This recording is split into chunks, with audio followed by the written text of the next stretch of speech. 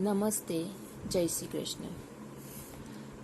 आज हम 5वीं इकाई हिंद देश के निवासी जो हमारा काव्य है वो आज हम देखने वाले हैं। हिंद यानी हमारा हिंदुस्तान, देश यानी भारत और निवासी यानी रहने वाले, हिंदुस्तान में रहने वाले। तो हम यह भी कह सकते हैं कि भारत देश में रहने वाले। आगे देखें तो भारत एक निराला देश है। यहाँ अनेक जातियाँ, धर्मों और भाषाओं के लोग रहते हैं। यहाँ प्रकृति के भी अलग अलग रूप पाए जाते हैं। इतनी विविधता के बावजूद यहाँ एकता है। यहाँ सब लोग मिलजुल कर रहते हैं। इस कविता में हमारे देश का यही निरालापन बताया है। यानी कि आज हम जो काव्य सीखने वाले हैं उसमें विविधता में एकता के बारे में बताया गया है। हमारे भारत देश में कई सारे धर्म के लोग रहते हैं, फिर भी मिलजुल कर रहते हैं। कैसे विविधता में एकता है हमारे देश में, इसके बारे में आज हम देखने वाले हैं। विविधता में एकता हमारे देश की विशेषता है, साथ ही विकास और शक्ति की परिचायक भी है। मानवीय एवं प्राकृतिक विविधताएं होने पर भी उसमें अभिन्न एक सूत्रता है। विभिन्न दृष्टांतों द्वारा इस काव्य में भारत की भव्यता एवं दिव्यता का गान किया गया है। यानी कि हमारे भारत देश में विविधता में एकता कैसे है वो सब हमें दृष्टांत यानी उदाहरण द्वारा बताया गया है। तो आज हम ये काव्य देखेंगे। सबसे पहले हम काव्य का गान सुनेंगे। आपको भी गाना सुनना अच्छा लगता है ना? हाँ, तो सबसे पहले आपको ये काव्य का गान सुनना है।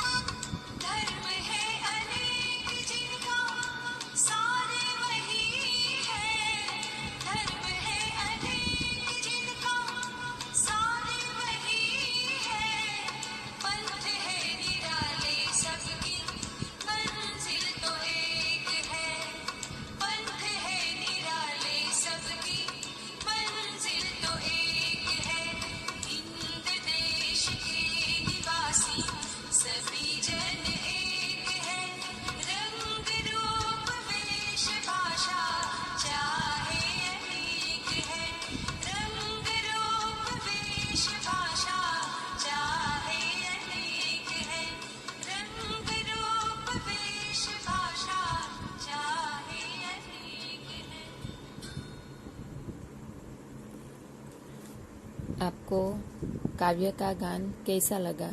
सुनने में मजा आई? चलो, तो हमने देखा कि हमारे हिंद देश में रंग रूप वेश भाषा सब अनेक है, फिर भी विविधता में एकता है। फूलों के बारे में बताया गया है, फिर भी वो फूलें एक माला में ही बनती है। कोयल की कूक, पपीहे की टेर, ये गाना बुलबुल, मगर राग एक है। बहुत सारी नदियां है, पर सागर में जाके एक हो जाती है। धर्म भी अनेक सारे हैं, पर सब पंथ निराले, और सबकी मंजिल तो एक ही है। यहाँ पे हमने पूरे काव्य का गान सुना और आपको काव्य में समझ में आ गया होगा कि हमारे भारत देश में जो विविधता है और भारत देश के जो लोग हैं वो कैसे एक होकर रहते, उसके बारे में बताया गया है। तो आपको ये जो गान सुना वो आप 2-3 बार सुन के उसे मुंह पे कर लेना है। जब हमें परीक्षा में काव्य पूर्ति पूर्ण कीजिए, इसमें भी आ सकता है। इसीलिए आपको ये जो गाना है यानी कि जो काव्य है वो आपको मुंह पे करना है, यानी कि याद रखना है। तो अगला जो वीडियो होगा तो उसमें हम ये पूरे काव्य की समझूती देखेंगे। आज हम यहाँ तक। अस्तु।